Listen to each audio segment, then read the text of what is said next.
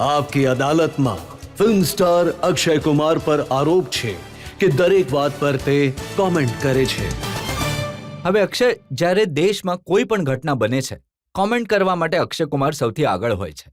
બેંગ્લોરમાં મહિલાઓ સાથે દુર્વ્યવહાર થયો, તમે કહ્યું જાનવરો જેવો વ્યવહાર થયો, આવું ન કરવું જોઈએ, વાત સાચી છે, પણ દરેક બાબતમાં તમે ઘૂસી જાઓ છો। સર, બે જ વાતો મેં જીવનમાં કહી છે સર, અને એ બે વાતો પણ તમને ખોટું લાગે છે તો- ખોટું નહીં। અને સર, બીજી વાત એ છે કે જો હું નહીં બોલું તો તમારો જ મીડિયા કહે છે કે આ કંઈ બોલતા નથી, અને કહો તો કઈ ખોટી વાત કહી મેં?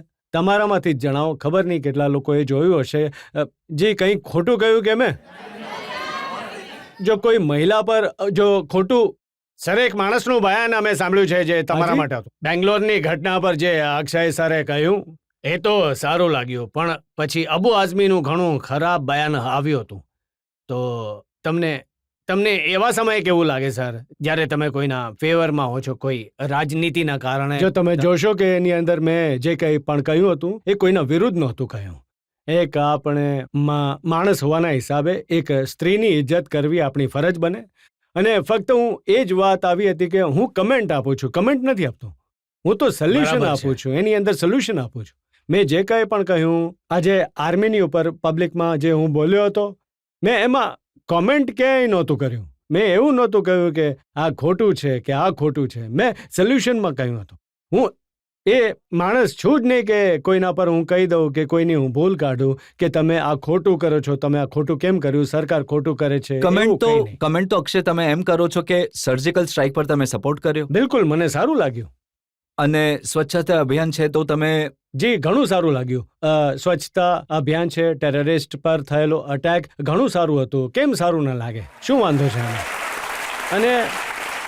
અને હું તો એમ કહું છું કે આપણે શું, આખી દુનિયા ઈચ્છે છે કે ટેરરિઝમ ખતમ થઈ જાય, તો એમાં કોઈ ખોટી વાત તો છે નહીં, તો પછી આમાં કોઈ ખોટી વાત નથી। અને હું પાછું કહેવા માંગુ છું કે કોમેન્ટ નથી કરતો હું એમ કહું છું કે સોલ્યુશન શું છે। આજે જો છોકરી પર વાત થઈ રહી છે, બેંગ્લોર પર વાત થાય છે, તો હું પોતે સ્કૂલ ચલાવું છું। તમને લગભગ તમારા ખબરીએ જણાવ્યું નહીં હોય, હું તમને કહી દઉં છું કે મારી પોતાની એક સ્કૂલ છે જ્યાં હું છોકરીઓને free of cost martial art શીખવાડું છું। 15,000 છોકરીઓને મુંબઈમાં અમે માર્શલ આર્ટ શીખવાડ્યું છે, એન્ડ હું હજી વધારે ઈચ્છીશ, and I would like to do it મોર। તો તમે જ્યારે આવા બધા કામ કરો છો, એના પછી જ તો લોકો એવું કહે છે કે અક્ષય અલ્ટિમેટલી રાજનીતિમાં આવવા માંગે છે। નહીં જી, મારે નથી આવું, મને રાજનીતિ, જો હું રાજનીતિમાં આવી જઈશ ને તો પછી તમે મારી વાત કરવાનું જ છોડી દેજો। મારે રાજનીતિનો કોઈ શોખ નથી, હું એટલા માટે નથી કહેતો કે મારે આ જોડાવવું હોય, મને કોઈ શોખ નથી, હું ઘણો ખુશ છું, ફિલ્મો બનાવું છું, પૈસા કમાઉં છું, અને જેટલી થોડી ઘણી સેવા કરી શકું દેશની કરું છું, મને રાજનીતિનો શોખ નથી સર।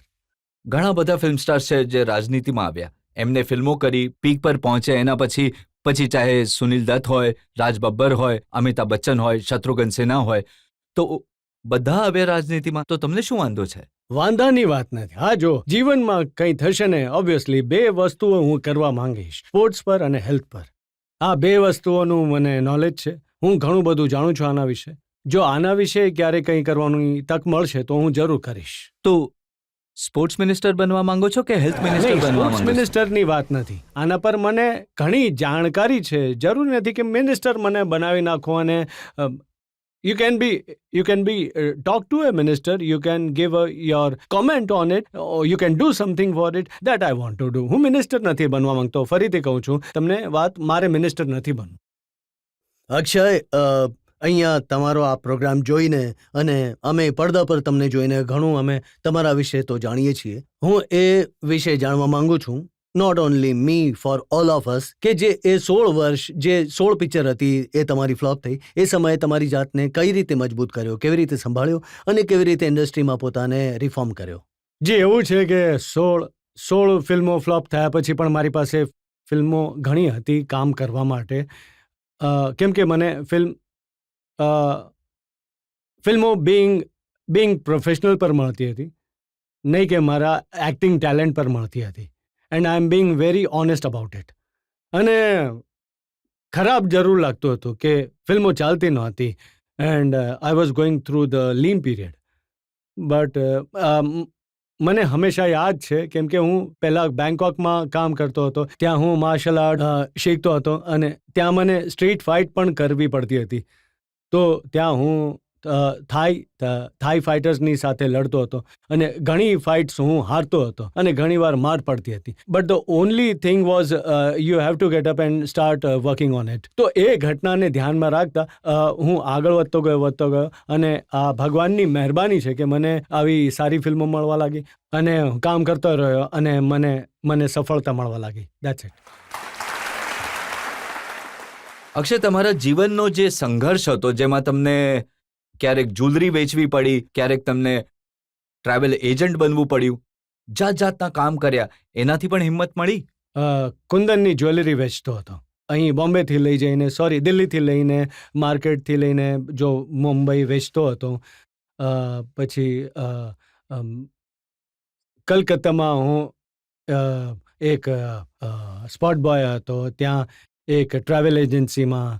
સો ઢાકામાં મેં કામ કરેલ છે, બેંકોકમાં હું કામ કરતો હતો, બોમ્બેમાં માર્શલ આર્ટ સ્કૂલ ચલાવતો હતો, લોકોને ટ્રેનિંગ આપતો હતો. સો એ સંઘર્ષ મારો ઘણો હતો. ક્યારે વિચાર્યું પણ હતું કે ફિલ્મ સ્ટાર બની જશો, આટલા મોટા સુપરસ્ટાર બની જશો? નહીં, ક્યારે વિચાર્યું નહોતું સર. આ એક ઘણું આવું ક્યારેય વિચાર્યું નહોતું. બસ એક વાર યાદ છે, ગુસ્સામાં મારા પપ્પાએ એકવાર મને એને લાફો માર્યો અને કહ્યું હતું કે કેમ કે હું ભણવામાં સારું નહોતું, બેટા ભણીશ નહીં તો શું જિંદગીમાં શું બનવાનું છે તું? તો મોઢામાંથી નીકળી ગયું હતું કે હીરો બનવું છે. પણ એવું ક્યારે વિચાર્યું નહોતું. એવું કહેવાય છે કે આપણે વિશ્વાસ રાખીએ અને જીભ પર સરસ્વતી બેઠા હોય તો એવું જ બની ગયું હશે કદાચ. અને એ પણ મને ખબર પડી કે જે દિવાલની આગળ ઊભા રહીને પહેલી વાર તમે ફોટોશૂટ કરાવ્યું હતું, હવે એ દિવાલની પાછળનું ઘર તમે ખરીદી લીધું? હાજી, કેમ કે એકચ્યુઅલી ફોટોશૂટ હું અંદર કરવા માંગતો તો એ ચોકીદારને તો ઓબ્વિયસલી કહેવામાં આવ્યું કે કોઈને આવવા નહીં દે. એન્ડ એની જગ્યાએ સાચો હતો. એન્ડ આ યોગની વાત છે. આ કોઈ પણ મેં વિચાર્યું નહોતું કે આજે હું આ કસમ ખાઉં છું કે હું આ જ ઘર ખરીદીશ. આ એક યોગની વાત છે કે ત્યાં જ મને ઘર મળ્યું. ચોકીદાર એ જ છે કે એને કાઢી મૂકી? નહીં, ચોકીદાર તો એ તો વાત છે લગભગ 27-28 વર્ષ જૂની. એ તો પહેલા જે એવા ઘરડા હતા તો ખબર નહીં એ છે કે નહીં. તો ઘણા સંયોગ થયા. આ પણ એક સંયોગ હતો કે રાજેશ ખન્ના પાસે તમે કામ માંગવા ગયા હતા? હાજી, માંગવા ગયો હતો. અને તમને મળ્યા વગર ચાલ્યા ગયા? નહીં, બિલકુલ નહીં જી. અમને મળ્યા હતા. તમે ઘર તોડવાની વાત કરો છો.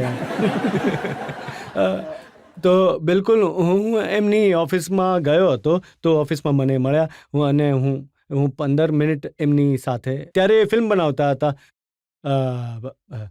ચંકી પાંડે હીરો હતા એમાં. જય શિવશંકર એ ફિલ્મ બનાવતા હતા. પછી એમણે કહ્યું કે મને બેટા જો કોઈ ફિલ્મ બનાવીશ તો તને હું યાદ કરીશ. પણ ત્યારે તમે એવું નહોતું વિચાર્યું કે એમની દીકરી જોડે લગ્ન થઈ જશે તમારા? બિલકુલ નહોતો વિચાર્યો. આવું તો કોણ વિચારી શકે? જો આવું કોઈ વિચાર્યું હોય તો એ ભગવાન છે અને મારી સામે પહેલા આવી જાય. નસીબે તમને ત્યાંથી અહીં સુધી પહોંચાડ્યા? હાજી, નસીબે જ પહોંચાડ્યો. મા બાપના આશીર્વાદે પહોંચાડ્યો જી. અને મહેનત તો ઘણી જરૂરી છે, પણ મને ઘણીવાર લોકો પૂછે છે કે મહેનત વધારે જરૂરી છે કે નસીબ. તો હું સમજુ છું કે I would give a share to 65 to 70% નસીબને અને 30% to hard work. Because I don't know, my experience is that કેમ કે હું ઇન્ડસ્ટ્રીની અંદર સ્ટુડિયોમાં કેટલી વાર જાઉં છું, મારાથી ઘણા ગુડ લુકિંગ છોકરાઓ ઊભા હોય છે અને એ ક્યારના ઊભા હોય છે અને એ પ્રયત્ન કરી રહ્યા છે. મારાથી સારા એક્ટર છે, મારાથી સારા ડાન્સર છે અને એમની પાસે એક વસ્તુની કમી છે, એ છે નસીબ. એમને યોગ્ય સમયે કામ નથી મળતું, એમને કામ નથી મળી રહ્યું. And that is what I feel, that is where I think I got lucky and I came out.